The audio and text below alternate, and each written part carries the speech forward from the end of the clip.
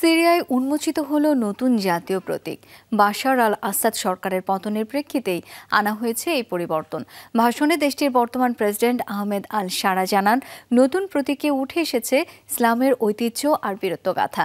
বর্তমানে সিরিয়ার জনগণ মুক্ত ও স্বাধীন সেই বিষয়টিও তুলে ধরা হয়েছে প্রতীকটিতে।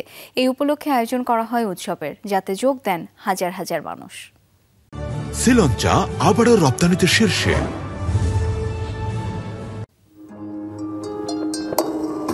একদিকে আতশবাজির ঝলকানি, অন্যদিকে ঐতিহ্যবাহী গান।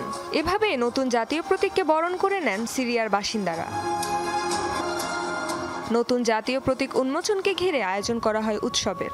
রাজধানী দামেস্কের এই আয়োজনে অংশ নেন হাজার হাজার মানুষ। আগের প্রতীকটি আসাদ ও তার পরিবারের শাসন আর অপরাধের প্রতীক ছিল।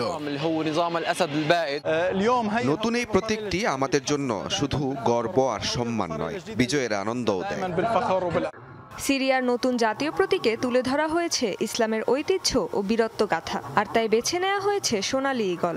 কারণ ইসলামের ইতিহাসে ঈগল ছিল শক্তি ও বিজয়ের প্রতীক। দিগ্বিজয়ী মুসলিম সেনাপতি খালিদ ইবনে ওয়ালিদ বিস্তীর্ণ ভূমধ্যসাগরীয় অঞ্চল জয়ের সময় ব্যবহার করেছিলেন এই প্রতীক।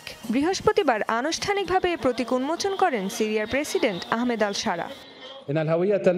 আমাদের নতুন এই পরিচয় বলে দেয় যে সিরিয়া কোনো বিভাজন মানে না। পূর্ব থেকে পশ্চিম, উত্তর থেকে দক্ষিণ, সবখানে আমরা ঐক্যবদ্ধ। সাংস্কৃতিক ও জাতিগত বৈচিত্র্য আমাদের ভাঙনের নয়, বরং সমৃদ্ধির প্রতীক। পুরনো প্রতীকে ঈগলের বুকে ঢালের ওপর ছিল 3টি তারা। নতুন প্রতীকে এই তারাগুলো পাখিটির মাথার উপর রাখা হয়েছে, যা সিরিয়ার জনগণের মুক্তি ও স্বাধীনতার প্রতীক।